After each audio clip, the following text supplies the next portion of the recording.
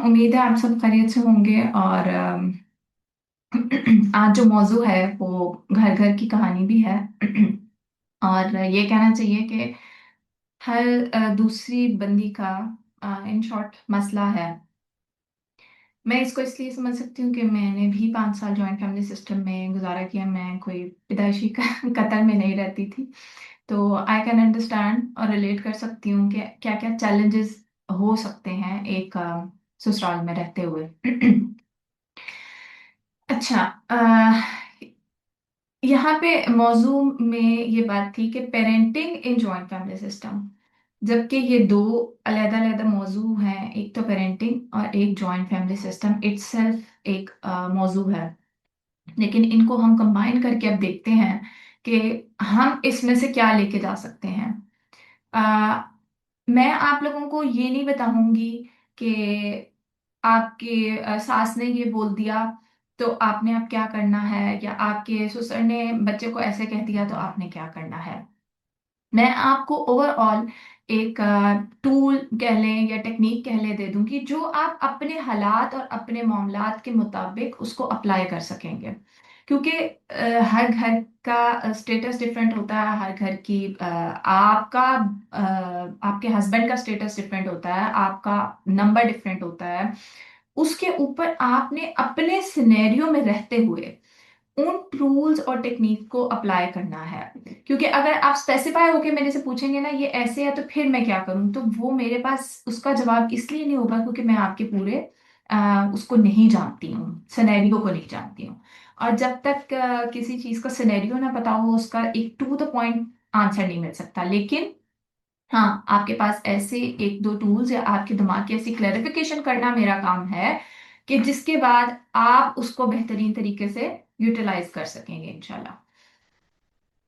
सवाल मैं कोशिश करूंगी कि मैं एंड पे ले लूं। बीच में अगर किसी के जहन में आए वो चैट बॉक्स में लिख सकता है। दरमियान में रुकने की बजाय बेहतर होगा कि एक दफ़ा हम उसको सारे पॉइंट्स को समझ लें और फिर उसके बाद इंशाल्लाह आखिर में सवाल की कोशिश करूंगी। मेरे पास टाइम थोड़ा सा कम है, लेकिन मैं इसको कवर करने की इंशाल्लाह ज़रूर कोशिश करूंगी। मैं अपनी स्क्रीन शेयर करती हूँ।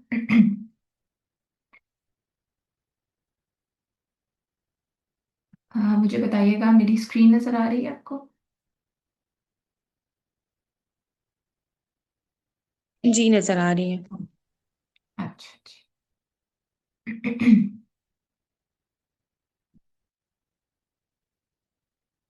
ये 8 अल्फाज जिंदगी में कि our life is what our thoughts make it, इनको ना अपने पल्लू से बांधना है। हम जैसा सोचेंगे वैसा हो जाता है, ये इतनी बड़ी बात है कि हम लोग इसको मिस करके बाकी की जिंदगी गुजार रहे होते हैं। हमें इसके ऊपर फोकस रखना है। हम अल्लाह से जैसा गुमान करेंगे वैसा होगा। अल्लाह ताला क्या कहते हैं? जाबिर बिन अब्दुल्ला बिन अल अंसारी रजी अल्लाह तआला अन्हु से रिवायत है कि मैंने रसूल अल्लाह सल्लल्लाहु अलैहि वसल्लम को उनके विसाल से 3 रोज कबल कहते सुना कि तुम में से कोई शख्स दुनिया से इस हालत में रुखसत ना हो मगर ये कि वो अपने रब से हुस्न जन रखता हो। यानी हुस्न जन वो भी रब से इतना इंपॉर्टेंट है कि हमें मरने से पहले भी इसकी वो नहीं कहा गया कि जी आप कोई। और हम तो नॉर्मली चलते फिरते बोल रहे होते हैं, पता नहीं क्यों ये मेरे साथ हो गया, पता नहीं मैं यहाँ क्यों फंस गई, पता नहीं पता नहीं पता नहीं। कुछ भी नहीं होता, सब कुछ पता है, ये ऐसा है, जस्ट एक्सेप्ट इट। हदीस कुदसी में बयान हुआ है कि अल्लाह ताला फरमाता है मैं अपने बंदे के साथ वैसा ही मामला करता हूँ जैसा वो मुझसे गुमान रखता है। मैं इसके साथ होता हूँ जब वो मुझे याद करता है। अगर वो मुझे खलवत में याद करे तो मैं इसे खलवत में याद करता हूँ, जलवत में करे तो मैं इससे बेहतर मजलिस में इसका जिक्र करता हूँ। वो मेरी जानिब एक बालिश आगे बढ़े तो मैं एक गज बढ़ता हूँ, वो मेरे पास चलकर आए तो मैं दौड़ कर उसकी जानिब जाता हूँ। मैं आपको बताऊं एक छोटी सी अगर हम रोजमर्रा की जिंदगी में भी देखें ना, कि हम जो सोच रहे होते हैं वो होने लग जाता है। जिसे हम ये कह रहे होते हैं कि फलां की जुबान ही मनहूस है या फलां की ये चीज भाई नहीं। हम अल्लाह ताला, अब इसे आजकल के दौर में जिसे मैनिफेस्टेशन का नाम दिया गया, एनर्जीज का नाम दिया गया, हमें हमारे रब ने बता दिया कि मेरे से गुमान तुम लोगों का आउटपुट है। सो आप लोग ये सोच रहे होंगे कि इस बात का पेरेंटिंग और जॉइंट फैमिली सिस्टम में क्या लेना देना। इस बात का पेरेंटिंग और जॉइंट फैमिली सिस्टम में लेना देना ये है कि मैं आज ये सोचूं, आज से ये सोचना शुरू कर दूं कि मेरी औलाद इंशाल्लाह बेहतरीन तरबियत से आगे बढ़ेगी। क्यों? क्योंकि मैं अल्लाह से ये उम्मीद अच्छी रखती हूँ कि मैं उनकी तरबियत करने की बेहतरीन कोशिश कर रही हूँ। यहाँ पे खत्म हो जाती है कहानी। बीच में किसी ने टांग अड़ाई, किसी ने कुछ बोला, कुछ भी बोला, आपकी कहानी इस यकीन के साथ खत्म हो जानी चाहिए, आगे मजीद कहानियां बनाने की जरूरत ही नहीं है कि फलां तो ऐसे करता है ना, मैं ये नहीं कर सकती हूँ ना, मेरे पास तो ये अपॉर्चुनिटी नहीं है ना। नहीं, औलाद की तरबियत में अगर किसी चीज का काम है ना, तो वो सिर्फ इस बात का काम है। आप किसी भी इंसान से, किसी जो अपनी औलाद की तरबियत कर चुका है, जो बड़े हो चुके हैं, जिनके बच्चे, जिन मतलब कह लें कि तरबियत वाले मोड से भी गुजर गए हैं, उनके भी आगे बच्चे हो गए हैं, आप उनसे जाके पूछेंगे ना अपनी औलाद की तरबियत कैसे की, तो उनका एक ही जुमला होगा, अल्लाह ने की थी। यकीनन इसके अलावा हमारे पास ये टूल्स, टेक्निक्स, चीजें ये हम सीख सकते हैं, लेकिन अल्लाह से गुमान, अल्लाह से बेहतरी, अल्लाह से दुआएं, सिर्फ ये आपकी औलाद की तरबियत कर सकता है। हम इसको छोड़ के अगर कहें ना कि मैं बड़ा कोई तीसमार खान हूं और ये हो जाएगा, ये इम्पॉसिबल है। जितनी मर्जी पेरेंटिंग आप पढ़ लें, सीख लें, एंड इन टूल्स और टेक्निक से बेहतरी हो सकती है, वो अल्लाह ताला आपके इसमें काउंट कर सकते हैं कि ये बंदा कोशिश कर रहा है, और अगर आप कोशिश करेंगे तो अल्लाह ताला बेहतरीन करेगा। लेकिन हम तो खुद ही अपनी औलाद के बारे में इतना बुरा सोचते हैं, इतना बुरा बोलते हैं कि हमारी औलाद तो फिर वैसी ही निकलेगी। तो हमें अपनी औलाद के बारे में बेहतरीन गुमान करना है। कोई आके मुझे पेरेंट ये भी कहता है ना कि मेरे बच्चे ने गाली दे दी, मेरा बच्चा तो गालियां सीख जाएगा। मैं उसे कहती हूँ ये एक गाली इस बात का सबूत कैसे है कि वो सीख जाएगा? भाई उसने सीखी है तो बोली है ना, अगला जवाब ये होता है। तो भाई कोई बात नहीं, आप भी इधर हैं, वो भी इधर है, जो चीज सीखी है उसको अनडन भी किया जा सकता है। सिर्फ अल्लाह से अच्छी उम्मीद रखना शुरू कर दें। मेरे सासू से बहुत बुरे हैं ये कहेंगे, आप कहना शुरू कर दें कि अल्लाह ताला ने मुझे बेहतरीन माहौल दिया है। यकीन माने बेहतरीन होने लग जाता है। आप लोगों को मेरी बात इस वक्त बहुत अजीब लग रही होगी, आप लोगों को लग रहा होगा मैं पता नहीं कौन सी मरीख की बातें कर रही हूँ, कि ये क्या बात हुई, बुरा ससुराल है तो बुरा ससुराल ही होता है ना, बुरे रिश्तेदार हैं तो बुरे ही होते हैं ना। क्या कभी हमने बुरों के बारे में अच्छा गुमान करना शुरू किया? मैं ये नहीं कह रही आंखें बंद करके आप जी जी करके वो चल पड़े, लेकिन क्या कभी आपने अच्छा गुमान किया है कि अल्लाह ताला इंशाल्लाह ये ठीक कर देंगे? आप में से कौन है किसी ने अच्छा गुमान किया हो और उसके बाद उसको रिजल्ट मिला हो? जरा यहाँ पे मुझे बताएं, किसी ने अच्छा गुमान किया? चैट में लिखें या हाथ खड़ा करें, बताएं मुझे। कभी किसी ने ये प्रैक्टिस करके देखा? अमरीन कह रही है अल्हम्दुलिल्लाह हमेशा। और कोई प्रैक्टिस ही नहीं किया?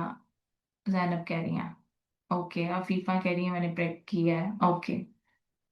तो असल टूल ये है कि आप लोगों ने कभी एक चीज प्रैक्टिस ही नहीं की है। सो आज से पहला आपका टास्क क्या है कि आपने अच्छा गुमान शुरू करना है।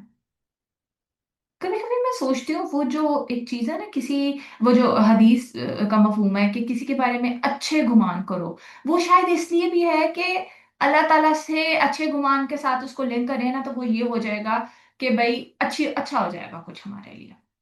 हम क्यों बुरा सोचें? क्यों? मतलब लाइक वो कौन सा कीड़ा है जो हमें काटता है कि हमें पहले बुरा ही सोचना है किसी के बारे में? अब गुड़िया कह रही है, मौजिमा कह रही है प्रैक्टिस करती हूँ बट स्टक भी हो जाती हूँ। ओके, अच्छा सोचती हैं फिर उलट होता है किस्मत से। आप क्या अच्छा सोचती हैं गुड़िया, जरा स्पेसिफाई करें। उसमें कहीं ऐसा तो नहीं है कि आपके एक्शन करने वाला भी कोई चीज होती है? अब अगर एक बंदा बिलफर्ज आपको ये आपके केस में नहीं कह रही, रैंडम नहीं कह रही, एक बंदा आपको थप्पड़ मार रहा है और आप कहें कि मैं अच्छा सोचा हूँ ये मुझे थप्पड़ नहीं मारेगा, नहीं, वहां आपने उसका हाथ रोकना है। तो ऐसे मामलात में सिर्फ अच्छा नहीं सोचना है ना, अपना इनपुट डालना है और अच्छा सोचना है। मैंने किया है, रिजल्ट भी मिला है, साइका कह रही है अल्हम्दुलिल्लाह। अच्छा जी, पेरेंटिंग आप लोग बहुत बार सीख चुके होंगे, लेकिन सिर्फ एक ही डेफिनेशन लिखी है कि a way of providing care support and love in a way that leads to a child's total development. हम ये भूल जाते हैं, चाइल्ड्स टोटल डेवलपमेंट भूल जाते हैं हम कहते हैं बस हम वालिदैन हैं, हमने इनको सिखाना है। बच्चे की डेवलपमेंटल स्टेज को देखते हुए, बच्चे की डेवलपमेंटल रिक्वायरमेंट को देखते हुए, इसको छोड़ के अगर हम बात करेंगे, पेरेंटिंग नहीं कर रहे आप सिर्फ 2+2 कर रहे हैं जो नॉर्मली चल रहा होता है। पेरेंटिंग के लिए जरूरी है कि आपको ये पता हो कि बच्चे की डेवलपमेंट इसमें है कि नहीं है। क्यों? क्योंकि मेजॉरिटी ऑफ द टाइम आप अपने चार्टर के ऊपर चल रहे होते हैं। आपने एक सेट रूल बना लिया है, आपने ये सोचा भी नहीं कि मैंने ये रूल क्यों बनाया, या अगर सोच भी लिया है तो आप उसमें इतने हार्श हो गए हैं कि उसमें बच्चे की डेवलपमेंट खत्म हो गई है। बिल फर्ज, यानी अगर मैंने ये सोचा है कि मेरा बच्चा खाएगा तो अच्छी उसकी सेहत होगी। क्या? Parenting involves meeting the child physical mental emotional and social needs ना, तो मैं फिजिकल नीड के ऊपर बात कर रही हूँ कि मैंने कहा कि मेरा बच्चा खाएगा तो वो बेहतरीन जो है ना उसकी सेहत हो जाएगी। अब मैंने फोकस सिर्फ इस पे रखा कि मेरा बच्चा खाएगा तो ही सेहत अच्छी होगी। खाना अगर नहीं खाएगा तो फिर चाहे मुझे उसे चपेड़े मार के खिलाना पड़े, फिर चाहे मुझे उसे टांगों में दबा के खिलाना पड़े, फिर चाहे मुझे उसे रोंद के खिलाना पड़े, कि वो जो अंदर जा रहा है वो भी इफेक्टिव नहीं रहा, तो फिर हम इसका मतलब है कि हम मीट नहीं कर रहे हैं।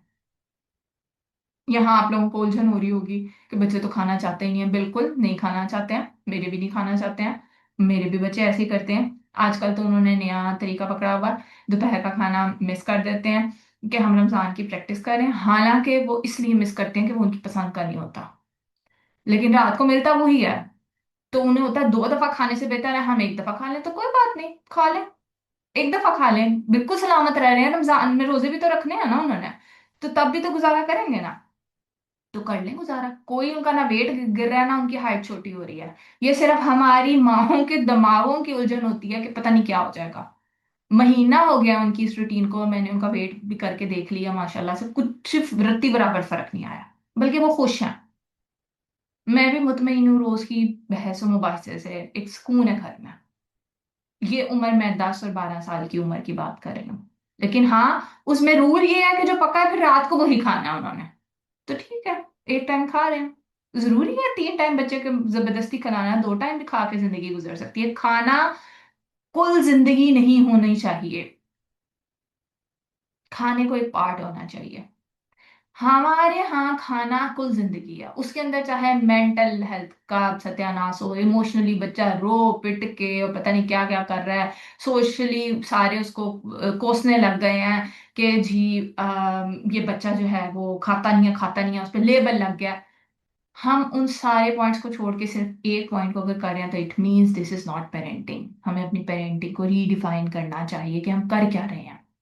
फिर हमारी अपनी ईगो भी माशाल्लाह आ जाती है पेरेंट्स की, कि भाई अब हमने कह दिया फिर भी ये नहीं खा रहा।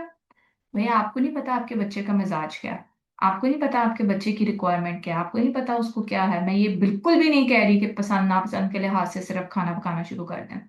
कद्दू बना है तो कद्दू उन्होंने खाना है। अगर ये मैं बड़ों की बात कर रही हूँ, छोटे जाहिर है नहीं, हम भी छोटे होते करेले नहीं खाते थे, अब आके खाने शुरू किए हैं। तो कुछ चीजें अगर आप अपने बचपन में देखें ना, तो आप लोग भी सब कुछ नहीं खाते खाते बड़े हो गए।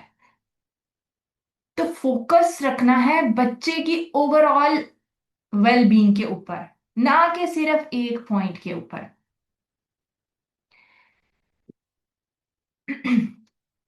अब है रिलेशंस क्या होते हैं।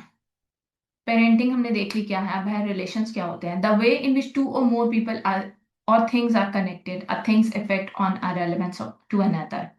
नबी सल्लल्लाहु अलैहि वसल्लम ने फरमाया है, जो शख्स अल्लाह और आखिरत के दिन पे ईमान रखता है उस पर लाजिम है कि अपने पड़ोसी को तकलीफ ना दे। जो शख्स अल्लाह और आखिरत के दिन पे ईमान रखता है उस पर लाजिम है कि अपने मेहमान की इज्जत करे। जो शख्स अल्लाह और आखिरत के दिन पे ईमान रखता है उस पर लाजिम है कि भली बात कहे वरना चुप रहे। अब ये जो पड़ोसी को तकलीफ ना देने वाली बात है भाई, जब आप आपस में घर में ज्वाइंट फैमिली सिस्टम में रह रहे हैं तो पड़ोसी मीन्स वो भी आपके पड़ोसी हैं। आपका कमरा आपकी वो है, और उसके इर्द गिर्द वाले सब आपके पड़ोसी हैं। तो पड़ोसी सिर्फ ये नहीं है कि जो घर की चार दीवारी के बाहर है सिर्फ वो पड़ोसी हैं, घर वालों की कोई इज्जत ही नहीं है। तो कम से कम उन्हें पड़ोसी वाला तो वो दे दे, उनको इतनी बेसिक वो तो इज्जत दे दें कि इसकी बुनियाद पे आपका आखिरत के दिन पे ईमान और वो सब कुछ मैटर करता है। अगर आप यानी क्या कह रहे हैं, जो शख्स अल्लाह और आखिरत के दिन पे ईमान रखता हो उस पे लाजिम है, यानी इसका मतलब है कि ये इतना लाजिम काम है कि हमारी आखिरत और उसके ईमान का एक तरह से क्वेश्चन है ये। तो इसलिए अपने जॉइंट फैमिली सिस्टम के अफराद को, सास ससुर देवर देवरानी जेठ जेठानी नंद नंदो, इन सब को जो घर में रह रहे हैं उनको कम से कम पड़ोसी वाले तो दे दें। ठीक है आपके खून के वो रिश्ते नहीं है, लेकिन तकलीफ खुद से ना देना। ऑफ कोर्स यहाँ पे बैठे हुए अफराद अल्हम्दुलिल्लाह खुद से जाके तकलीफ नहीं देते होंगे, लेकिन अगर उनको तकलीफ मिल रही है तो फिर क्या करें। आप लोगों के जहन में ये आ रहा होगा कि हम तो नहीं देते, हमें तो मिलती है। तो फिर आगे देख लेते हैं कि हमने क्या करना।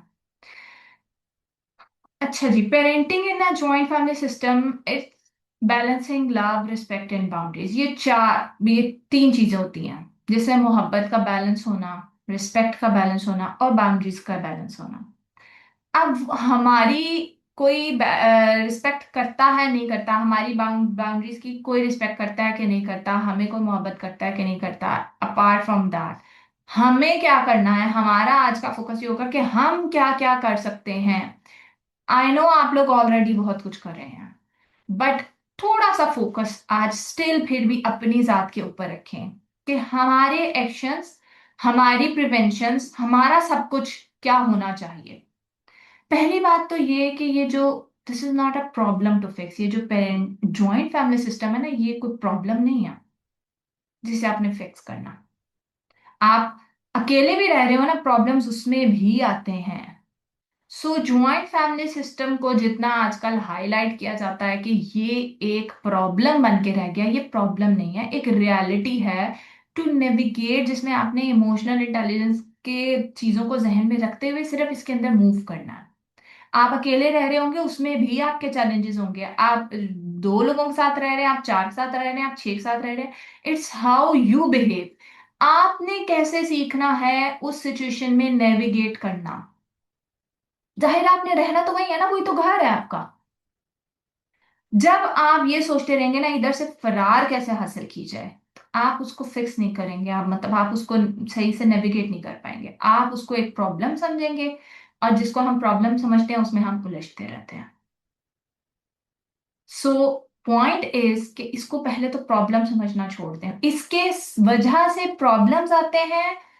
आई कैन एग्री विद दैट, लेकिन ये इटसेल्फ एक प्रॉब्लम नहीं है। इसलिए कि जब तक हमारा दिमाग एक चीज को प्रॉब्लम, यानी आप उसे क्यू देते हैं ना, आप दिमाग को कहते हैं कि ये तुम्हारा टारगेट है, स्टार्ट डूइंग इट। जब आप उसको ये टारगेट देते हैं ना, तो क्या होता है, वो ना उस चक्कर में रहता है, अब इसको सॉल्व करना है, अब इसको सॉल्व करना है, अब इसको सॉल्व करना है। और होता पता है क्या, आप इस घर से निकल नहीं सकते हैं ना, आप इसी घर का हिस्सा हैं। और आपको आपका दिमाग बार बार पिंच करी जा रहा होता है, इसको सॉल्व करो, इसको सॉल्व करो, इसको सॉल्व करो, उसे चूंकि आपने बता दिया कि ये एक मसला है। और दिमाग तब तक सुकून से नहीं बैठता जब तक उसको सॉल्यूशन नहीं मिल जाता।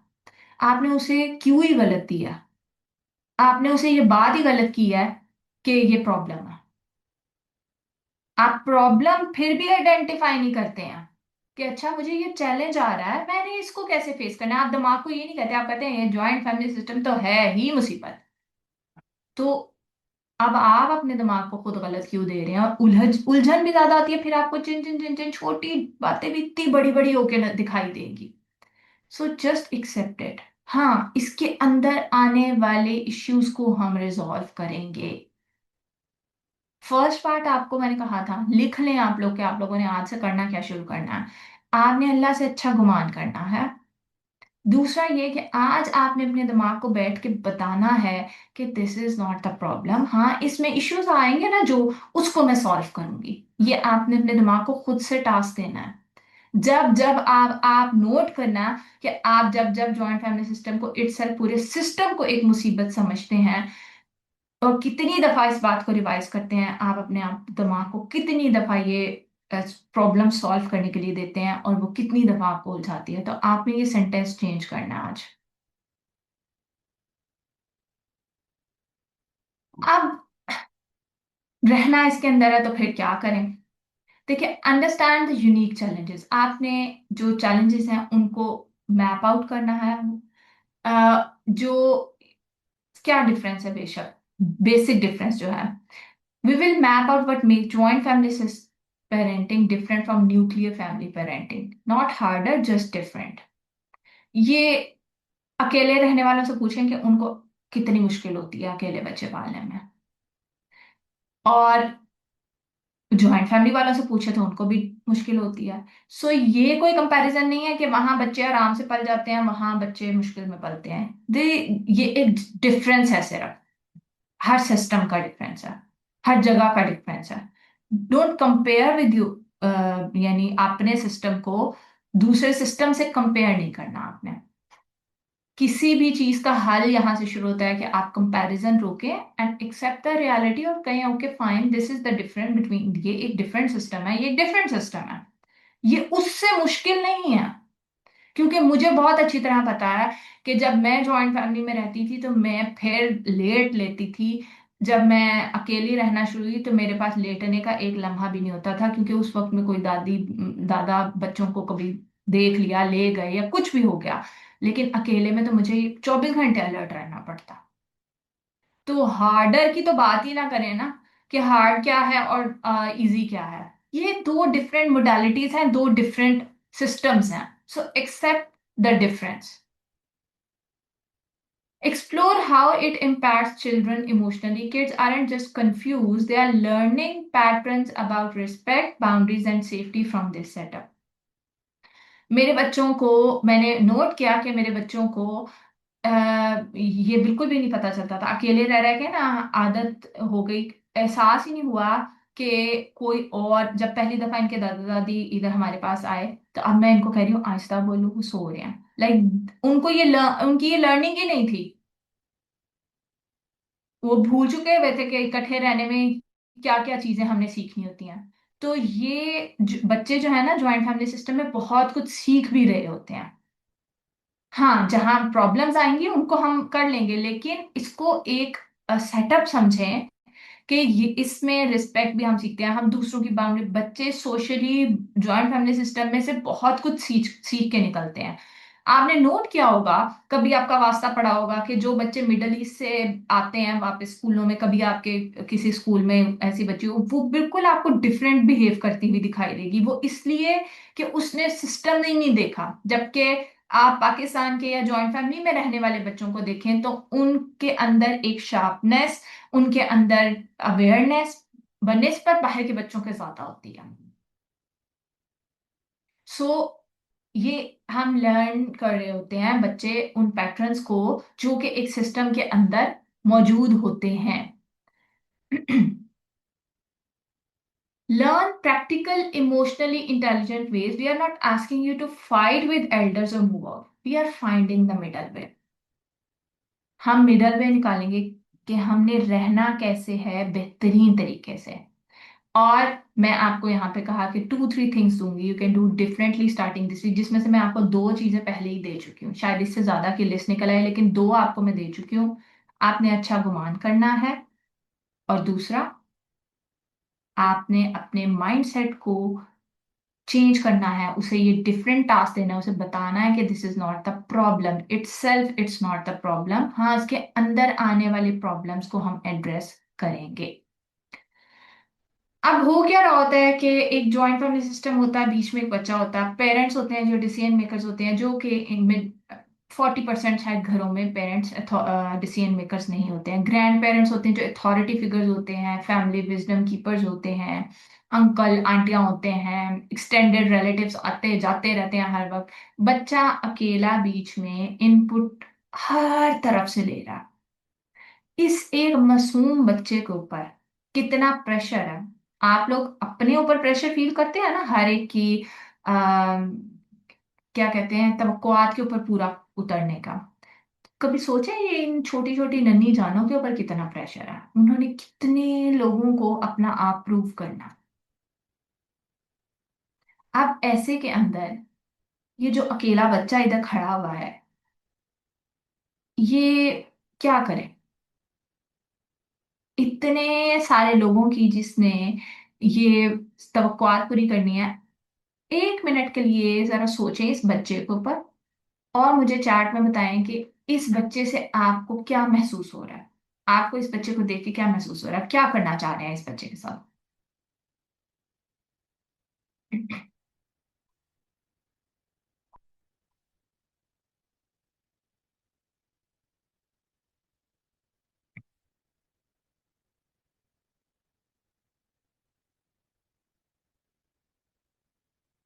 Should be empathetic.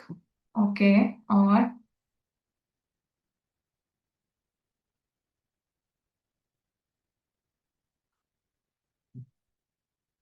जल्दी जल्दी बताएं।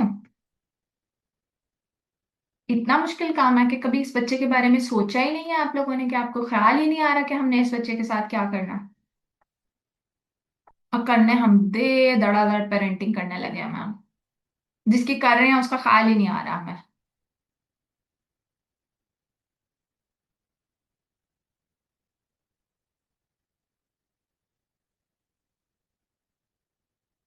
अभी मुझे इस बच्चे के साथ बताएं, ये जिसने सवाल लिखा है कि फैमिली सिस्टम का रवैया ये है। अभी हम आते हैं कि उसमें क्या हो रहा है, लेकिन मुझे बताएं कि इस बच्चे के बारे में आपका क्या ख्याल है। इस बच्चे को देख के आप क्या कहेंगे, क्या करना चाहिए इस बच्चे के साथ। या कभी इस बच्चे के बारे में सोचा ही नहीं है जो इतने लोगों की तवक्कुआत पे पूरा उतरने की कोशिश कर रहा है, या कभी ख्याल ही नहीं आया कि उसको भी ये चैलेंज हो सकता है।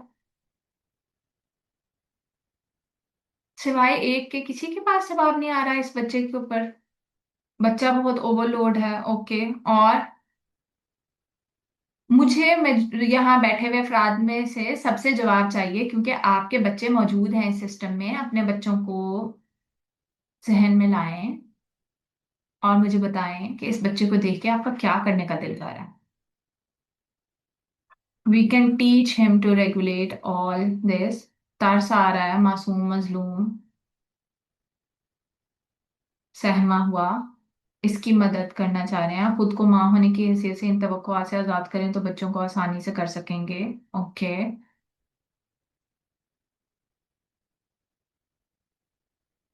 ये एक मासूम सा बच्चा है जिसका भी ब्रेन मुकम्मल तौर पे डेवलप नहीं हुआ, जिसको अपनी डीलिंग्स खुद भी नहीं आती हैं। आप भी उस लिस्ट में शामिल हैं जो उससे तवक्कुआत लगा के बैठे हैं।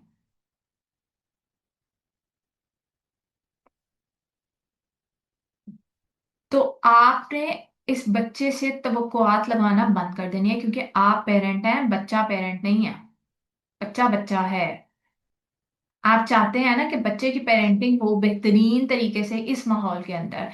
तो तीसरा काम उसकी पेरेंटिंग का, पहला बुनियादी असूल, उससे तवक्कुआत जो बाकी सब लगा के बैठे हैं, कम से कम आप माँ होने के नाते उसे इन तवक्कुआत से आजाद करके एक सेफ्टी देंगी, एक इत्मीनान देंगी कि वो टेंशन में ना आए।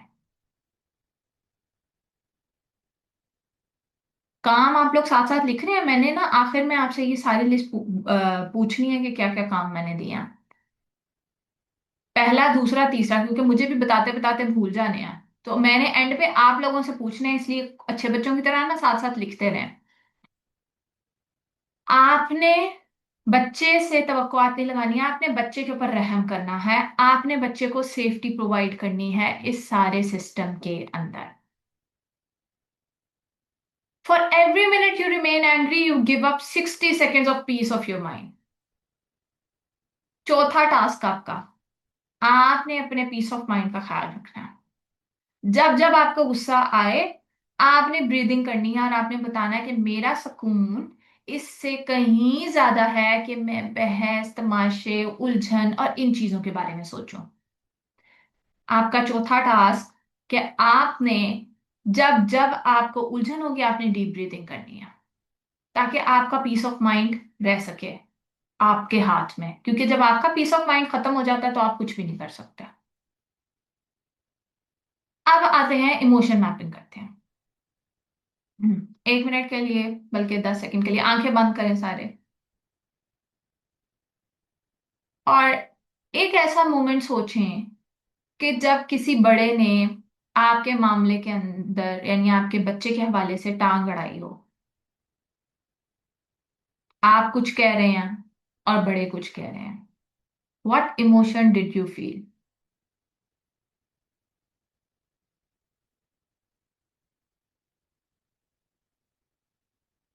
जल्दी जल्दी चैट्स में आप सोच के लिखें कि what emotion did you feel?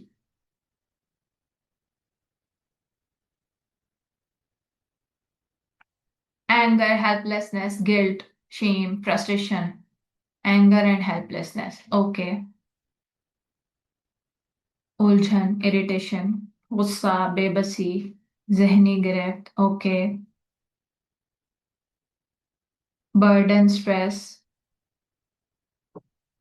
Helplessness, बेबसी, गुस्सा, बोझ।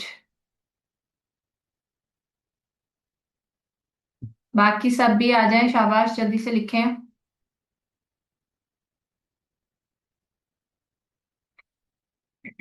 ये इमोशन ना कहीं अपने पास बड़ा बड़ा कॉपी पे लिख के रख लें, जो जो आपको महसूस होता है ना। रिजेंटमेंट, बच्चों के मामले में आज़ादी से डील करने की शदीद ख्वाहिश। बड़े अक्सर प्यार मोहब्बत में बच्चों को बिगाड़ देते हैं और इस चीज में बहुत बेबस फील करती हूँ। फ्रस्ट्रेशन, बेबसी। ओके। आप लोग अपनी अपनी कॉपियों पे अपना अपना इमोशन लिख लें, क्योंकि ये आप लोगों का ट्रिगर है। हर एक का अपना ट्रिगर होता है ना, और आपने इसको सीखना है, आपने लर्न करना है कि how to resolve that emotion. क्यों? क्योंकि that emotion doesn't go away, it sets in your body and affects how you parent next time.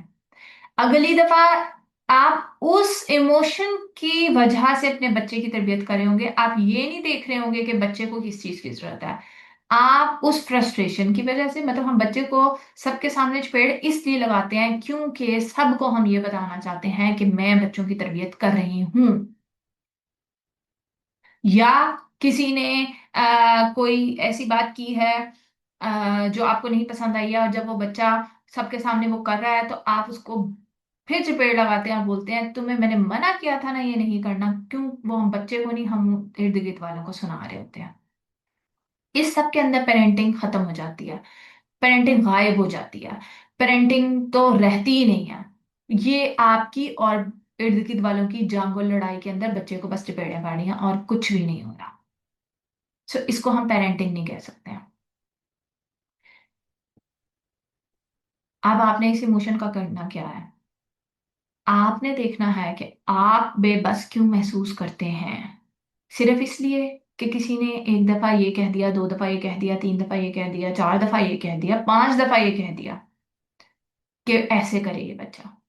आप लोगों को एक छोटी सी बात बताऊं, उसको ना अपने माथे पे लिख के लगा लें। औलाद आपकी है, आप उसे जो कहेंगे ना वो ही करेगी, लेकिन वो तब होगा जब आप अपने इर्द गिर्द वालों से लड़ना बंद कर देंगे। आपका फोकस अपना बच्चा जब हो जाएगा ना, बाहर से बच्चा जो मर्जी सीख के आएगा ना, आप उसको, उसके बाद अगर आपका उससे ताल्लुक होगा, अगर आप उस पे फोकस करके बैठे होंगे, अगर आप उसको निशाना नहीं बनाते होंगे, तो फिर जब आप उसे प्यार से, वो जो सेफ्टी है ना, जब वो बाहर लोगों की उसमें से तवक्कुआत से आएगा आपके पास और आप उसको वो सेफ्टी, वो रहम, वो मदद वो प्रोवाइड करेंगे ना, तो बच्चा आपकी ही एट द एंड सुनेगा। ये एक लिखी पढ़ी तजर्बे की बात है कि वो ही होता है जो वालिदैन सिखाते हैं। ये कुछ साल में आपको एक दो तीन चार पांच छह 100 बातों में आपको ये लग रहा होता है कि पता नहीं बच्चा वो सीख रहा है। आप बतौर वालदा अपनी पावर अपने हाथ से खुद निकालते हैं, ये सोच कर कि मेरे बच्चे कुछ और सीख रहे हैं। वो जो गुमान वाली बात है ना, आप आज से अपने आप को ये भी कहेंगे कि मेरा बच्चा वही सीखेगा जो मैं कहूंगी, और वो अगर उसकी बेहतरी के लिए मैं सिखा रही हूं तो उसमें भी अपनी ईगो नहीं आनी चाहिए कि ससुराल वालों ने जगह उसका उलट करके मैं बच्चे को सिखाऊंगी। नहीं, आपको उसके अंदर बच्चे पे फोकस रखना है। पेरेंटिंग में फोकस आपकी औलाद होनी चाहिए, ये सियासत नहीं होनी चाहिए। औलाद आपने पैदा की है, औलाद आपकी ही रहेगी अनटिल अनलेस किसी के डाइवोर्स खुदा ना खास्ता हो जाती है, तो औलाद आपकी नहीं रहती है। लेकिन आप मौजूद है ना, तो वो आपकी औलाद है। तो आप उसको सिखा सकते हैं, लेकिन तब जब आपका फोकस अपनी औलाद हो गया। अगर आपका फोकस इर्द गिर्द वाले होंगे ना, तो आप ये रिजेंटमेंट, गुस्सा, उलझन, इन सारी चीजों के अंदर फंसे रहेंगे। आप अपनी औलाद की तरबियत नहीं कर सकेंगे। सो पावर किसके हाथ में है?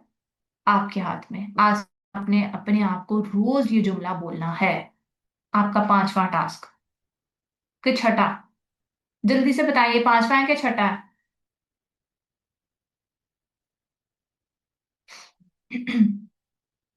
ये चैट में लिख के मुझे बताया ना, पांचवा है कि छठा टास्क है? छठा, छठा, छठा। पांचवा मैंने क्या दिया वैसे? पांचवा है। कहने वाले लोगों, जरा इधर लिखो ना फटाफट। पहला टास्क क्या था? अच्छा गुमान। दूसरा टास्क आपका था माइंडसेट चेंज करना है, उसको माइंड को न्यू क्यू देना है। तीसरा टास्क आपका क्या था? तुक्का लगाओ। तीसरा टास्क क्या था? जल्दी से बताएं, तीसरा टास्क क्या था? Stop expecting from child. Okay. चौथा टास्क क्या था?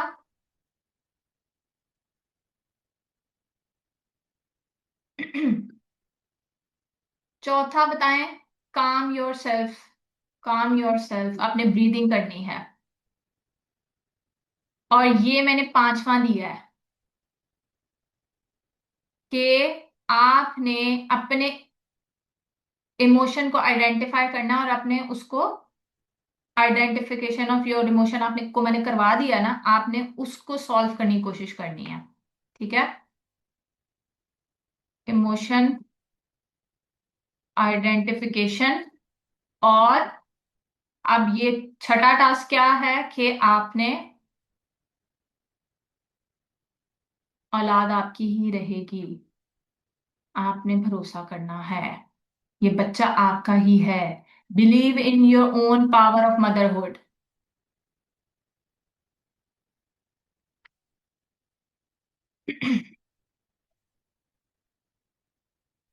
अच्छा जी, आप लोगों के लिए लिख दिया मैंने।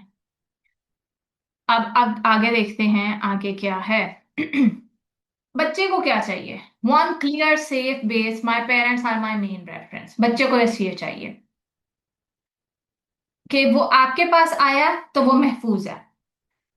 Predictable rules, not perfect rules. बच्चे को पता हो कि हाँ हम 8 बजे सो जाते हैं, लेकिन ये नहीं कि 8 बजे सोई नहीं तो माँ ने चीखना चिल्लाना और कुटना शुरू कर दिया।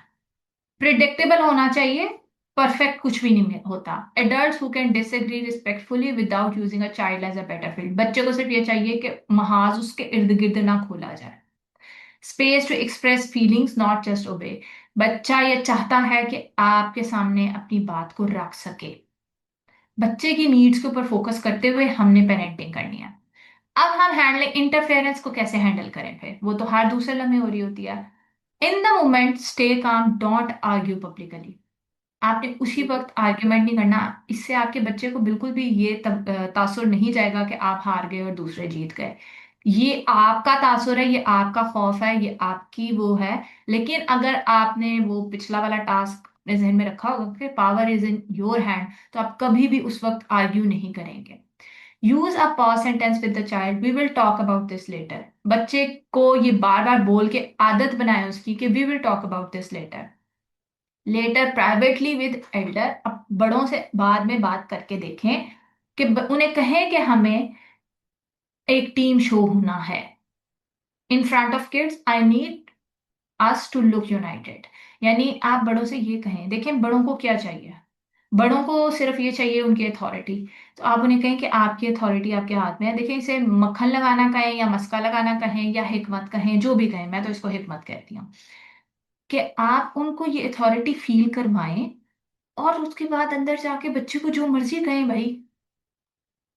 अगर आप ये अथॉरिटी से मुतक्का लगा के बैठ जाएंगे ना, तो आप बच्चे को भी नहीं कुछ सिखा सकेंगे। बार बार आपने अपना फोकस शिफ्ट करना है वापस अपनी औलाद के ऊपर। क्यों? क्योंकि वो आपकी असल प्रोडक्ट हैं जो आपको, आपके लिए सदका जारिया बननी है। ये साथ वाले रिश्तों ने आपका सदका जारिया नहीं बनना। So focus on your own child, हिकमत से। तो आपने इंटरफेरेंस को, आर्ग्यूमेंट को बच्चे के सामने पब्लिकली नहीं दिख, मतलब वो कह रहे हैं ना कि एक कार्टून और देख लो, और आप कहने बच्चे को कहा कि नहीं, तो उस वक्त में अगर वो फोर्स कर रहे हैं ना, बच्चे को एक जुमला कह दें कि हम इस बारे में बाद में बात करेंगे, और फिर बेशक वहां से चले जाएं। और बाद में उसको आराम से, ये नहीं मैंने तुम्हें कहा था नहीं देखने, फिर भी तुम देखने बैठ गए, यार क्यामत नहीं आ गई है, कुछ नहीं हो गया।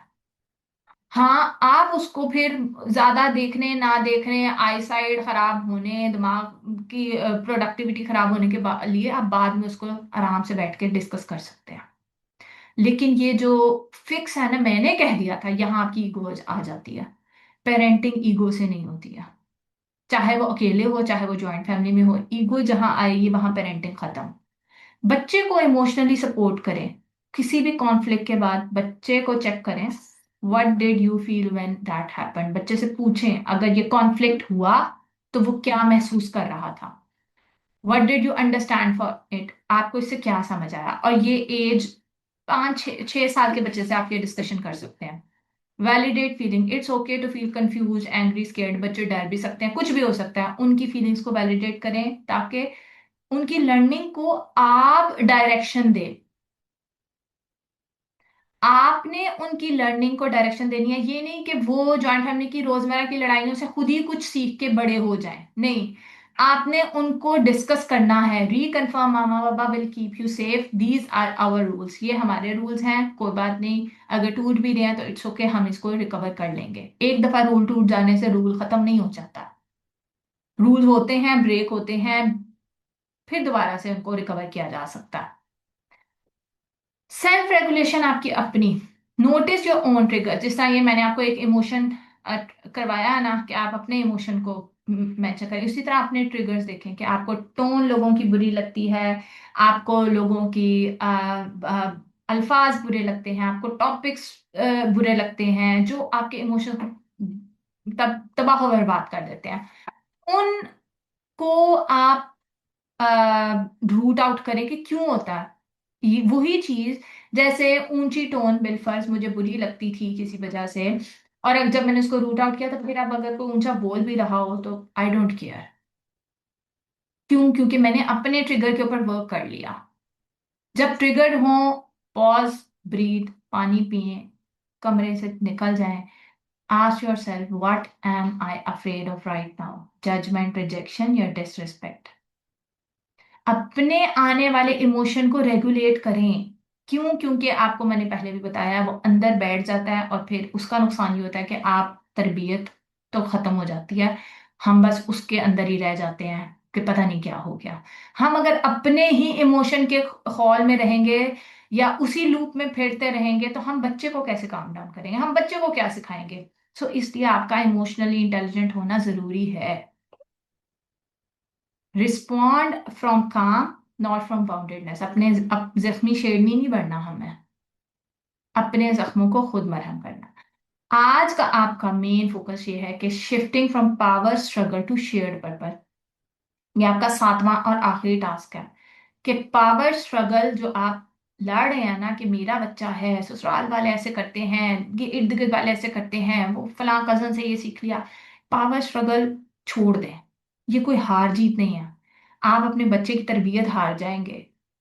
तो शेयर्ड पर्पस आपका ये होना चाहिए, आपका आपके हस्बैंड के लिए, या अगर आपके घर वाले आप उनसे बात करते हैं तो उनके साथ, कि हम एक टीम है, हम बच्चे के लिए क्या कर सकते हैं। और मैं आपको बताऊं, अब फौरन ना सही, कुछ अरसे बाद अगर आप कामफुली और जिद के बगैर डीलिंग करेंगे तो बड़े भी समझ जाते हैं, सीख जाते हैं।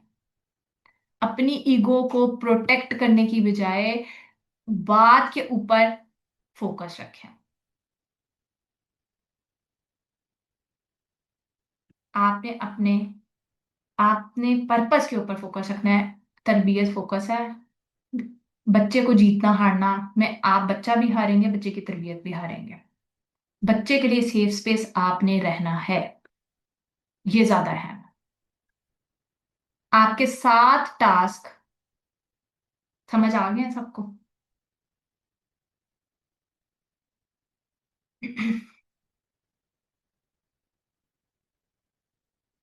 बताइए, समझ आ गए हैं? 7 टास्क आपको आज मिले हैं। आखिरी टास्क मैंने ये जो ऊपर 6 लिख दिए थे, आखिरी मैंने क्या बोला? कोई बताएगा जल्दी से?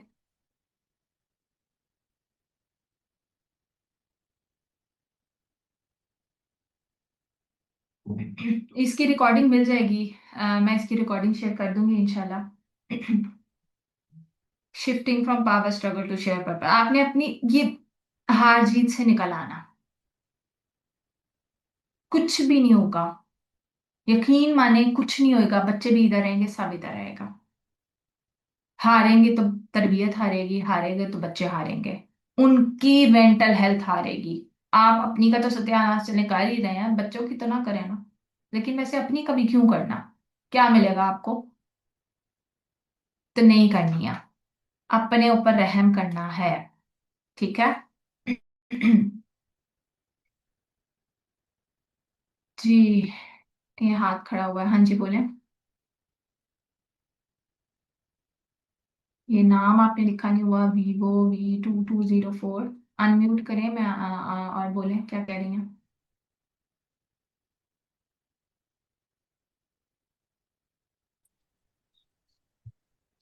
अस्सलाम वालेकुम वरहमतुल्लाहि वबरकातुहू। वालेकुम अच्छा, अस्सलाम। मैंने अपना ना एक एक्सपीरियंस शेयर करना था। मैंने भी आ, जॉइंट फैमिली सिस्टम में अपने बच्चों की तरबियत की थी, तो आ, एक मिनट, एक्सपीरियंस से आवाज आ रही है पहले। मेरी? जी, अगर किसी का सवाल है तो वो कर लें, क्योंकि मैंने ना 5 मिनट में इसको बंद करना है, मैंने निकलना है। आ, किसी का सवाल है तो वो कर लें पहले, फिर एक्सपीरियंस भी इंशाल्लाह आपका सुनते हैं।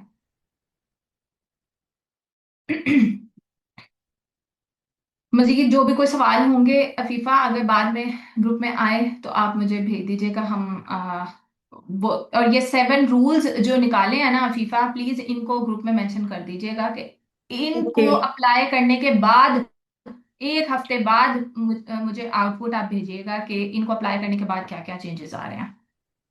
ठीक है। ओके, इंशाल्लाह। ठीक हो गया। यस। जी। सवाल किसी ने किया, must address this question, what if the people are toxic on an extreme level around you in the joint family. People toxic ही होते हैं, पीपल खूबसूरत कभी भी नहीं होते हैं। जो टॉक्सिक होता है वो टॉक्सिक होता है, चाहे एक्सट्रीम हो चाहे वो हो। तो उनकी टॉक्सिसिटी हम नहीं खत्म कर सकते हैं।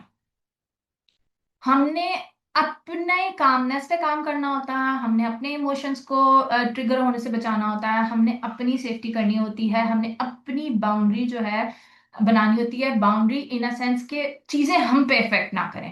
देखिए, दुनिया आपके मुताबिक कभी भी नहीं होगी। आप बाहर जा रहे हैं, बाहर बारिश हो रही है, बाहर कीचड़ है, आप ये नहीं कहेंगे कि जब बारिश और कीचड़ खत्म हो जाएगा तो मैं दुनिया में कदम रखूंगा। नहीं, आप अपनी सेफ्टी मेजर्स करते हैं, आप रेनकोट पहन लेते हैं, आप जूते वो पहन लेते हैं जो कीचड़ में से गुजार चुके हैं, आप निकल जाते हैं। फिर हम लोगों के मामले में आके ये क्यों कहते हैं कि पहले लोग अच्छे हो जाएं, तो फिर हम जो है वो क्या कहते हैं, अ, जिंदगी अच्छी हो जाएगी हमारी। ऐसे कभी भी नहीं होगा। ये एक ऐसी एम्बिग्विटी है ना, कि जिसके पीछे हम भाग रहे हैं, परफेक्शनिज्म, एक मुकम्मल चीज। तो ये पॉसिबल नहीं।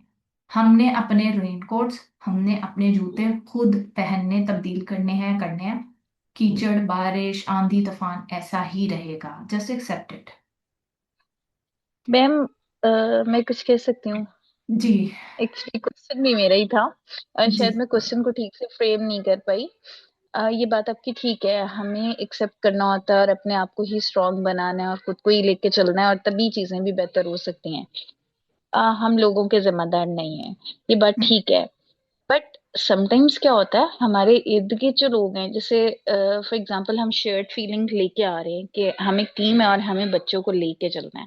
बट हमारे इर्द गिर्द जो लोग होते हैं ना, वो क्या वो नहीं करते हैं, मानते हैं, वो वो अपने नहीं मानेंगे वो वो। अपने वो अपने कंफर्ट जोन से आउट नहीं होना चाह रहे होते हैं। तो वो नहीं प्रॉब्लम होना चाह यहाँ रहे ना। आती है। देखें अमरीन, हाँ जी। यही तो मैं कह रही हूँ कि वो लाजमी नहीं है आप उनसे बात करें और आपकी वो बात सुन लें या वो आपकी टीम बन जाए। ये नहीं होगा। अगर कोई सुन रहा है तो वेल एंड गुड, और अगर कोई नहीं सुन रहा तो इट्स ओके। फिर आप अपने अपने जूते, अपना चीजें खुद उसको करेंगे, खुद अपने लिए रास्ते बिल्कुल बनाएंगे। ऐसे। हाँ जी, बिल्कुल ऐसे है। और यहाँ पर जब ये पॉइंट आता है, मुझे तो लगता है इस क्वेश्चन पे शायद आप एक पूरा ऐसे ही सेशन कर सकती हैं। बिल्कुल। बट फिर भी मैं चाहूंगी कि जाते जाते ना इस पे थोड़ा सा बोल के जरूर जाएं, क्योंकि बहुत से लोग इस चीज में फंसे हुए हैं। और यहाँ पर बहुत सी जगहों पे, वहां पे हम बच्चों को सेफ प्लेस नहीं दे पाते उनकी भलाई की खातिर। वह हम कॉस्ट बेनिफिट एनालिसिस करके इसी जगह पे आते हैं कि हमें उनको थोड़ा सा ट्रिगर देना पड़ता है, या क्या कहना चाहिए, थोड़ा सा प्रेशर देना पड़ता है। और मुझे लगता है कि इस चीज पे जरूर बात करें। बिल्कुल, ये एक ना बहुत वास्ट टॉपिक है। इसको मैं 2 मिनट में अगर बोलूंगी तो वो बात मुकम्मल नहीं होगी। मेरा नहीं ख्याल कि इस टॉपिक के साथ ये नाइंसाफी करनी चाहिए, क्योंकि ये तो वही चीज़ है ना कि how to handle our self in a toxic environment. तो ये तो एक पूरा एक बड़ी डोमेन है, तो इसको इंशाल्लाह जिंदगी रही तो फिर कभी देख लेंगे। लेकिन अभी आप लोग मुझे इजाज़त दें। मेरी एक अपॉइंटमेंट है, मुझे वहां पहुंचना है। तो निकलूंगी तो पहुंचूंगी। और ठीक अच्छा है। लगा आप लोगों से मुलाकात करके। और अल्लाह करे कि जो भी हमने पढ़ा है उसको आप लोग अप्लाई करें, और मुझे हफ्ते बाद, 2 हफ्ते बाद जरूर बताएं। अफीफा प्लीज मुझे बताइएगा कि इन 7 रूल्स यस। के बाद कितनी बेहतरी हो रही है। ठीक है। ओके, इंशाल्लाह। बहुत शुक्रिया रहमा, हमें ज्वाइन करने के लिए। बारक। अस्सलाम वालेकुम वरहमतुल्लाहि वबरकातुहू। सुब्हानकल्लाहुम्मा व बिहम्दिका नशहदु अल्ला इलाहा इल्ला अंता नस्तगफिरुका व नतूबु इलैक। सलाम। वालेकुम अस्सलाम।